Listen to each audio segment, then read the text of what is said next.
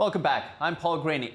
Joining us now at the Data Hub is election data analyst Dave Martin. Dave, good to see you. Good to see you, Paul. Dave, Virginia, couple tight races, I think must have been impacted by some, you could say, disturbing text messages from one of the candidates. Is the impact showing up in the polls, though? It definitely is. Yeah, you could definitely say these are disturbing. This was revealed earlier this month that Jay Jones, who's a Democrat candidate for Virginia's Attorney General position, it's a fantasize, I guess, about killing Virginia House Speaker Todd Gilbert. These are in text messages back from 2022. But since those texts were revealed, which was just earlier this month, really the first week of October, this race has completely flipped. Let's first look at where he was polling before this came out here.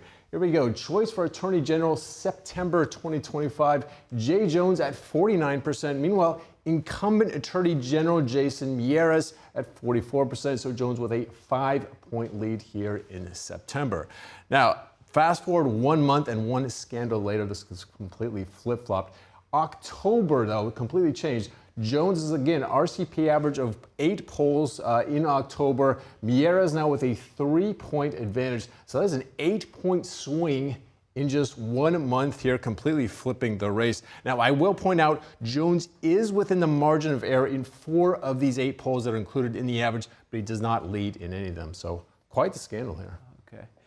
Dave, this is the Attorney General's race. We saw the incumbent Democratic governor was asked about these text messages during a debate. She didn't really have a good answer. How is she polling ever since this revelation?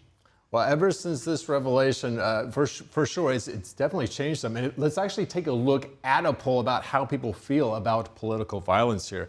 Now, if this is a YouGov poll from September 2025, asking the specific question here, do you think it is ever justified for citizens to resort to violence in order to achieve political goals? Now, you can see here the large majority of Americans, 72% say flat no, it is not justified. 11% here at a yes, 16% are either not sure or they do not want to say. Now let's break these down actually by political affiliation. It gets very interesting here. As you can see, still the majority of Democrats, Republicans, and independents are giving this a flat no here. 72% for Democrats, 81% for Republicans. That's the highest. Meanwhile, just 65% of independents. And the reverse here, although these are all small numbers, it is noteworthy. Twice as many Democrats, independents, as Republicans would say yes, it is justified. But meanwhile, the 22% here of independents either won't say or not sure, suggesting this number could be much higher. Let's actually take a look at this by age here. This is very, very interesting here too. Let's look at the youngest age group. Is political violence justified? 18 to 29-year-olds.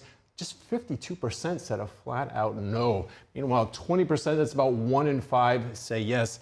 Well, this number here, nearly 30% are either not sure or will not say, suggesting this number is much higher here, I would say.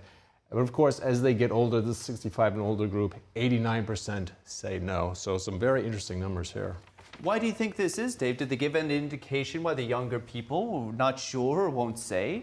You know, they did not. I mean, they broke it down for sure. I think it was like 15% here said will not say. I mean, I'm not quite sure why you wouldn't want to answer it, but in any case, I would think more of those anyway would be in the yes column than the no. It's just my guess there. Okay, personally. I'm going to hold you now to the governor's question. Okay. How's that showing up in the polls? Well, let's take a look. There's a change in here. It's not as dramatic, though. Now, let's take a first look at September. Here we go. We've got Abigail Spanberger. She's a Democrat candidate. Meanwhile, the Republican she is the incumbent, candidate, if I'm not mistaken. Yeah, and we've got the Republican candidate here, Winsome Earl Sears. And you can see here in September, she's got a 9-point lead here, Spanberger does, over Earl Sears. Now you fast forward 1 month here. There's a bit of a change here. She goes from 42 to 44, so that lead comes down to 7. So a 2-point swing during this. Now these, of course, are the same. This is an RPC average of polls. I will point out, of these 8 polls, though, Winsome Sears does not lead. She is not even within the margin of error on any single one of them. So one race is really completely flipped, I would say, by this scandal. The other one is impacted, but not a huge difference anyway.